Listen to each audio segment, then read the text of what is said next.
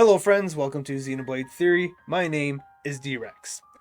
Now, almost 3 years ago on my other channel, D-Rex, yes, I know, very original, I started on a journey through what I would say has become one of my favorite game series, that being Xenoblade Chronicles.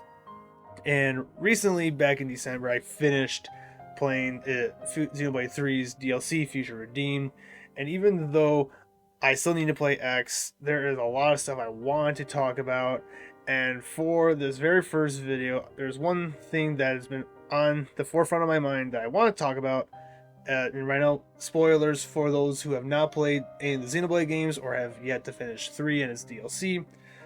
The thing that I want to talk about is Rex's third child. Now, I don't know about the other installments within the Xeno series because I didn't even know they existed until I started playing Xenoblade Chronicles. So those of you who have played, Xenogears, Xenosaga, please let me know. But one of the things I've noticed within the storytelling of Xenoblade Chronicles is Monolith loves to misdirect or subvert expectations. One prime example of misdirection is Fiora, because right out of the gate in the beginning of of Xenoblade 1, they make it clear that she is dead.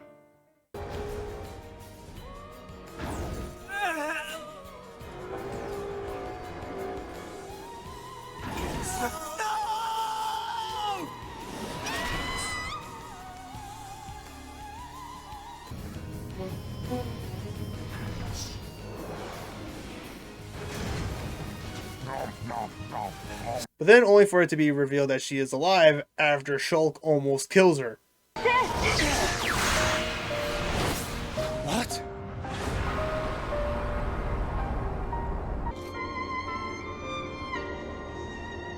Is that a Hans? No way. Fiora. An example of subverting expectations is the Aegis, Mithra, and Pyra. Now, Pyra, her element that she uses in the game is fire. And generally speaking, characters that are associated with fire are quick-tempered, cocky, arrogant. And Pyra, she is kind, gentle, patient, soft-spoken, has this motherly nature to her, where Mithra, her element attribute is light, and characters that are associated with light are kind, caring, gentle, soft-spoken. And she, at least mostly in Torna, is cocky, arrogant, but it does have a bit of a temper and acts a lot like a tomboy. Now, of course, these are just two examples, but the reason why I bring these up is because, spoilers, at the end of Xenoblade 3, it is revealed that Rex married Mithra, Pyra, and Nia, and had children with them, and we meet one of those children in the protagonist Mio, because it is heavily implied that she is Nia's daughter. And then in Future Redeemed, we meet Glimmer, and right away you can tell that she is the daughter of the Aegis because of her. Now, while it's not red, it's reddish brown. Of course, that she inherited from Rex, because Rex is brown here. You see that cross core crystal, and immediately she is Pyra, or at least you think she's Pyra's daughter. But once you get her away from the flame clock and away from Mobius, or when you actually get a sense of her personality, she acts a lot like Mithra. And to be fair though, this could be associated with the way she was trained and taught as an Agnian soldier. And at the same time, yeah, I know there's people who are going to say this or bring it up. Yes, children don't always act like their parents in terms of personality. I mean, I'll use my own family as an example. One of my brothers, when we were younger, he got in trouble for doing something that he shouldn't, and so as a form of discipline, our mother sent him out to live with our uncle on our uncle's farm.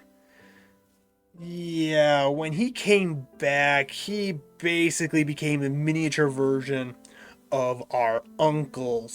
So yeah, it could be completely possible that Glimmer, just because Glimmer, spent time around Mithra, and heck, even Nia, because Nia acts a little bit, in terms of personality, is kind of similar. She's like the middle ground between Pyra and Mithra. But at the time, at this point, I wised up enough to not take everything at face value. So so as the game progressed, I was waiting to see if we would see this third child of Rex's, one with blonde hair. But a thought kept coming back in my mind, was a theory that what if Glimmer was an imperfected fusion of the Aegis children? And I think there is evidence within the series to help support this.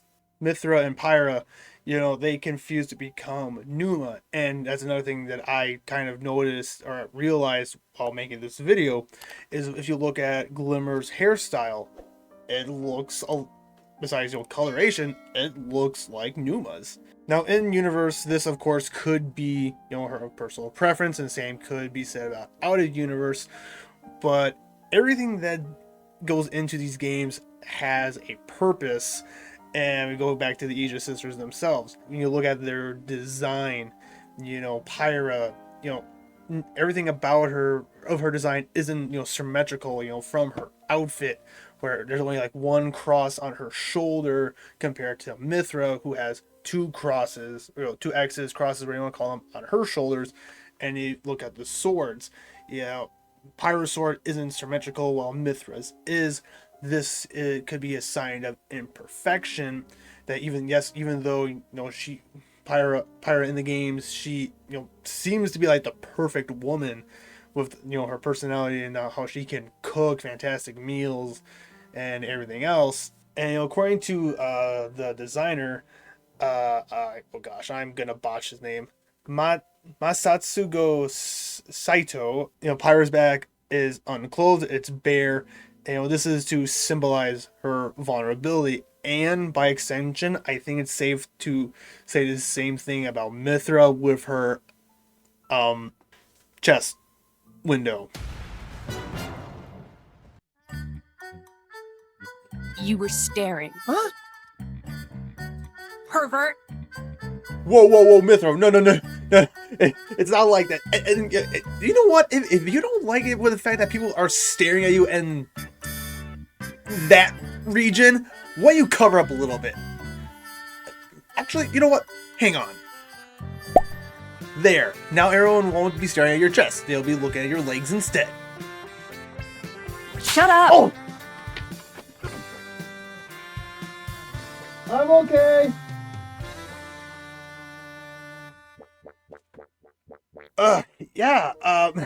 Anyway, to go continuing on the comparisons of their outfits, if you notice, Pyra, with her arm and leg armor, her legs are covered, but her arms aren't. Mithra, her arms are covered, but her legs aren't. And according to Saito, this is to convey that they are incomplete without one another, and when they become Numa, there is no signs of bare skin except for her face. This is to convey the message that they are no longer afraid of their power and their role as the Aegis. There is also Glimmer's eye color, which is orange. Now, from what my little bit of knowledge on anime, and Xenoblade has opened the doors to me about anime and the tropes that comes with it.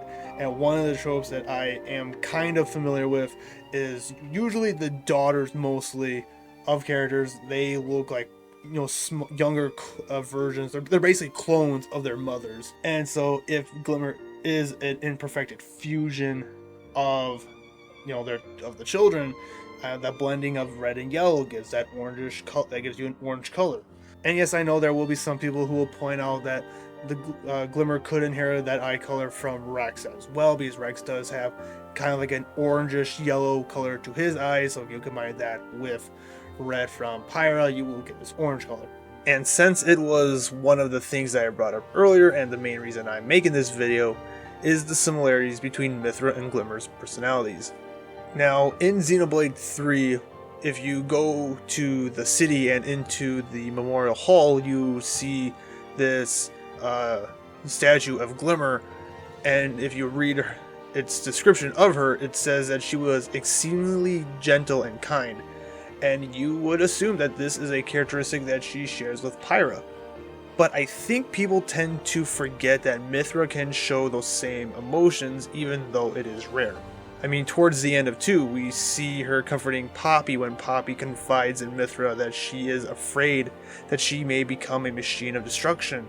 Or when Mithra tries to comfort Rex after he has this intense battle with illusions of his friends. And in Torna, while it's brief, we get a scene where Mithra was staring fondly at a group of children, which in the group included Milton, someone she genuinely cared about, which goes to show that, yes, deep down she is very, very kind and caring and gentle, but because of the things she went through during Torna, it made her hard and callous, which again explains why in 2, when she was being harsh with Rex for being reckless and not listening to people when they told him to run, is because she knew from first-hand experience the danger and damage that kind of behavior can cause. And Glimmer, after being freed from the flame clock, just runs off, not willing to listen to people, which nearly gets her and a bunch of other people killed. And so when you look at Mithra's character development from Torna to the end of 2, and Glimmer's throughout Future Redeemed, you see that they both go from stubborn, reckless, harsh, to slowing down, opening up and trusting others, to being able to understand and willing to help people. Also, let's not forget the fact that one of the key concepts and components of Xenoblade 3 is fusions and combining. I mean, you have Ouroboros, Mobius, and Ionios itself is just a modge-podge mess of, parts of Bionis and Ulrus just smashed together. But there's also one little piece that could support the theory of this fusion with this bit of dialogue between Linka and Rex.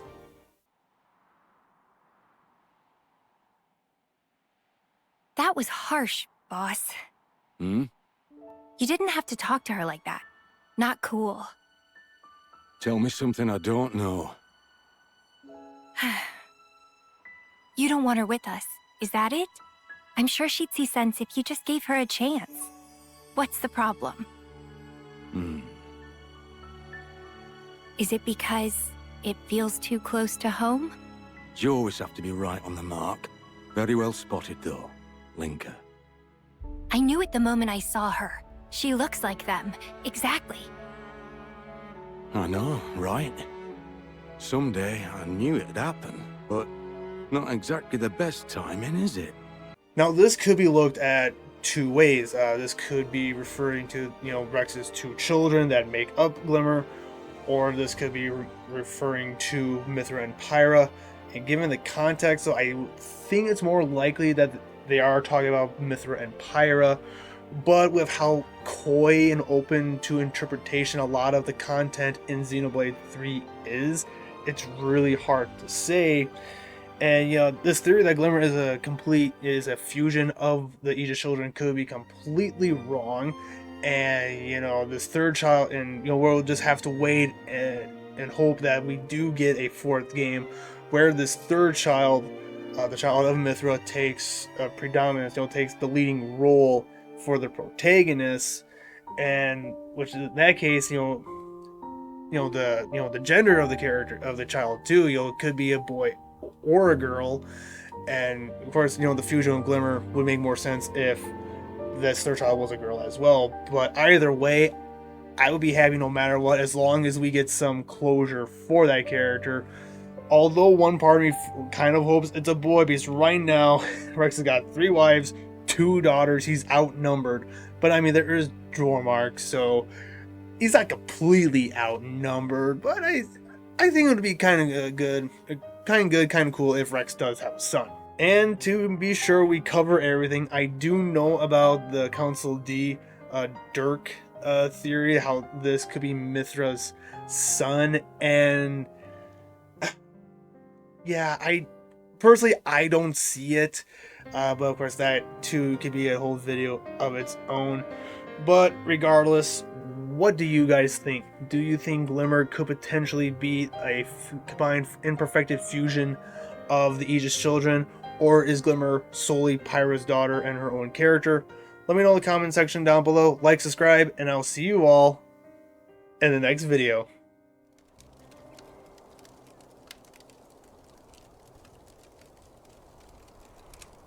Mm.